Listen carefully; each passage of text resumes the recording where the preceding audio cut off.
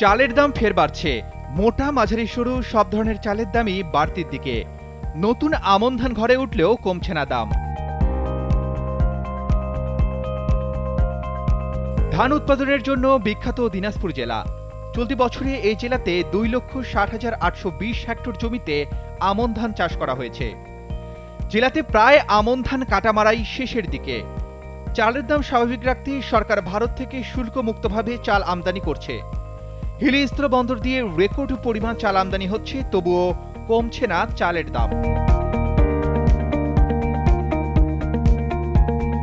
এক সপ্তাহের ব্যবধানে কেজি প্রতি বেড়েছে 2 থেকে 5 টাকা।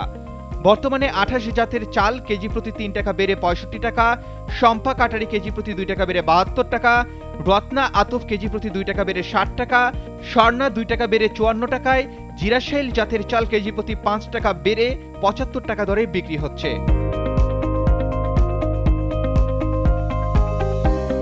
এদিকে ভরা মৌসুমেও কম দামে চাল কিনতে না পেরে ক্ষুব্ধ সাধারণ মানুষ। সীমান্ত অঞ্চলে শক্তিশালী সিন্ডিকেটে গড়ে ওঠায় চালের মূল্য কমছে না বলেই মনে করেন সাধারণ ক্রেতারা।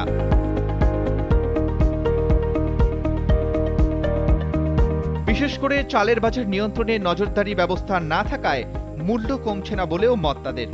আমদানিকারকদের মতে ভারতে চালের দাম বেশি, এ কারণে আমদানিকৃত চাল কম দামে বাজারে বিক্রি করা সম্ভব হচ্ছে না।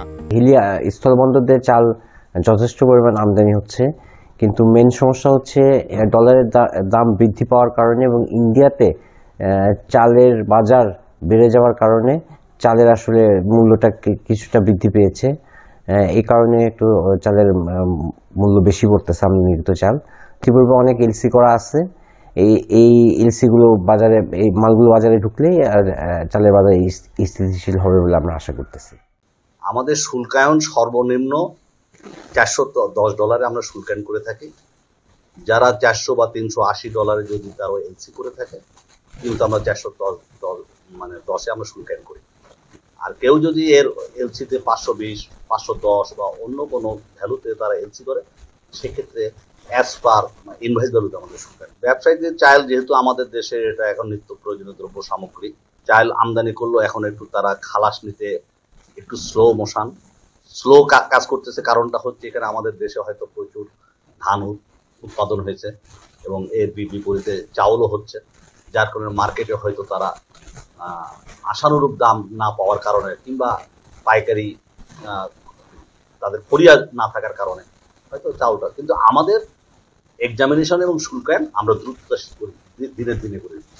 হিলি কাস্টমসের তথ্য মতে নভেম্বর ও ডিসেম্বরের 23 তারিখ পর্যন্ত 40,057 মেট্রিক টন চাল আমদানি হয়েছে এই স্থলবন্দর দিয়ে। বর্তমানে চাল আমদানির সময়সীমা বৃদ্ধি করা হয়েছে 15 জানুয়ারি পর্যন্ত। Arman Ali, Daily Sun.